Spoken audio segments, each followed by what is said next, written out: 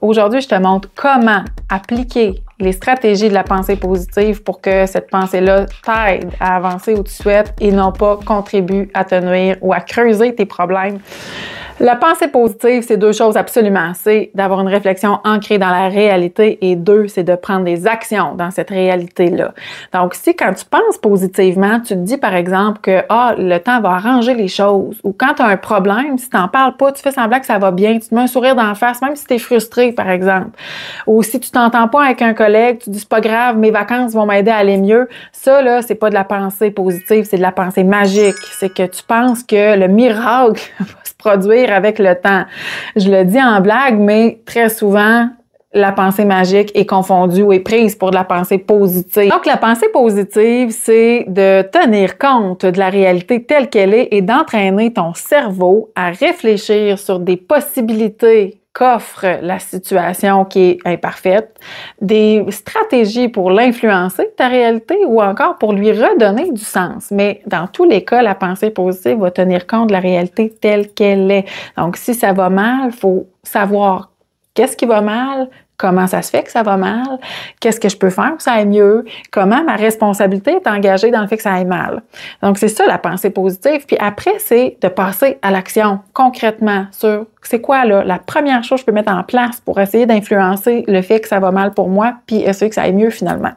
Donc, il y a 3 piliers sur quoi tu peux reposer pour cultiver ta pensée positive et que ça apporte des résultats qui sont vraiment ceux que tu souhaites. D'abord, c'est celui de développer une vision constructive des choses. T'envoyer un courriel qui demeure sans réponse, relance la personne avant de conclure qu'elle n'a pas voulu te considérer. Peut-être que le courriel est tombé aux oubliettes, peut-être qu'il a été supprimé par erreur, peut-être que la personne a oublié la réponse d'un brouillon, etc. Relance.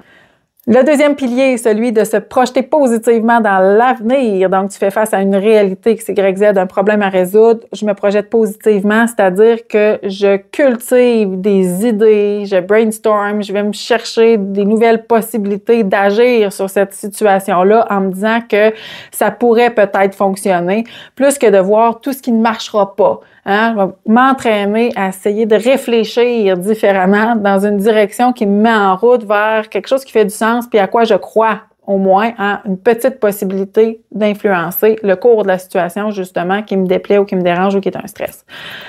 Troisième pilier qui est celui de voir ses forces et ressources. Donc, à chaque fois que tu vis un stress, à chaque fois que tu vis une situation quelconque, tu as des forces, mais tu as aussi des limites personnelles et dans ton environnement pour faire face à cette situation-là, pour composer avec. Donc, fais l'inventaire de tes ressources, fais l'inventaire de sur qui tu peux compter, sur quels instruments à l'extérieur de toi, quelles sont tes forces, sur ce que tu pourrais apprendre.